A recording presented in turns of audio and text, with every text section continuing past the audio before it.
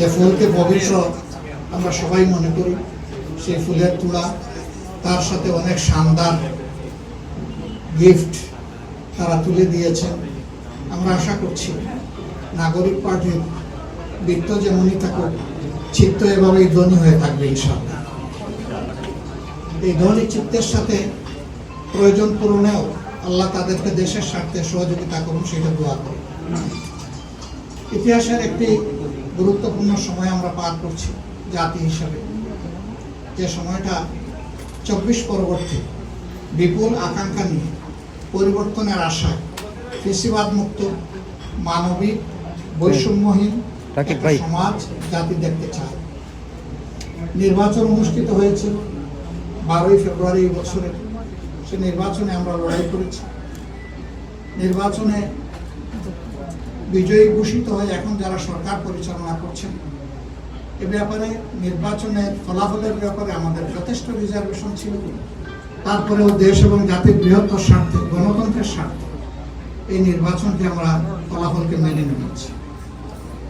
সংসদের ভিতরে আমরা গঠনমূলক বিরোধী দল হিসাবে আমাদের ভূমিকা রাখার চেষ্টা করছি, কিন্তু দুঃখের বিষয় আসলে ভালোবাসা একদিক থেকে জোড়া নেয় না, দুই দিক থেকে আসতে হয়। দায়িত্ববোধ একদিকে জাগ্রত হলে হয় না।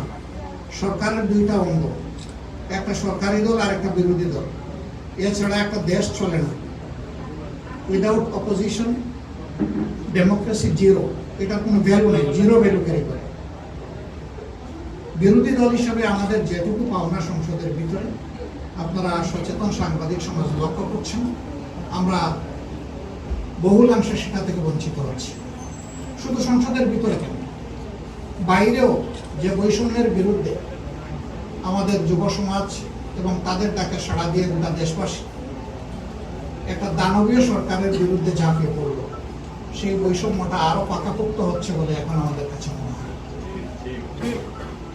300 আসনের সাজানোই দেশ, যেখান থেকে সরকারি দলের সদস্যরা তারা নির্বাচিত হয়ে এসেছে, সেখানে এ পর্যন্ত ফান্ডের এলোকেশন যা দেওয়া হয়েছে তার ধারে কাছে বিরোধী দলীয় সদস্যদের দেওয়া হয়নি। ট্রেজারিটা তো কোনো দলের নয়। এবং তারা বলেছিল তারা যদি সরকার গঠন করেন বৈষম্য করবেন না, সুষম উন্নয়নে হাত দেবেন। ইতিমধ্যে আপনারা দেখেছেন উত্তরাঞ্চলে গিয়ে তাদের একজন বিশিষ্ট দায়িত্বশীল নেতা বলেছেন ভোট দেবেন জামাতে ইসলামীকে আর উন্নয়ন চাইবেন আমাদের কাছে। এটা কি বলবেন? উন্নয়ন তো চেয়ে নেওয়ার বিষয় নয়, উন্নয়ন নাগরিকদের অধিকার। একটা দেশের ভিতরে যখন বৈষম্য সৃষ্টি হয়, অঞ্চলে জায়গায় বিভেদ সৃষ্টি হয়, তখন সামাজিক অসন্তুষ্টি হয়।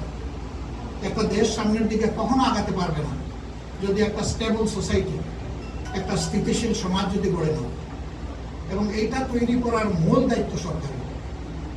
আরো দুঃখের সাথে বলতে বাধ্য হচ্ছে, সংসদে 50 জন নারী সদস্য নির্বাচিত হয়েছেন সংরক্ষিত আসনে। একই আচরণ করা হচ্ছে তাদের সাথে।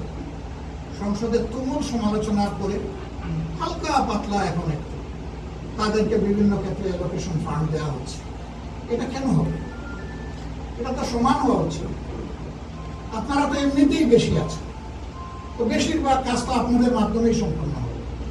এরপরে আবার সম্পূর্ণ অসাংবিধানিক ভাবে তারা অনেক সংবিধান করছিলাম কথা বলে, যারা সংরক্ষিত নারী আসনের সদস্য রয়েছেন তাদের সবাইকে বিরোধী দলের আসনগুলোতে অতিরিক্ত দায়িত্ব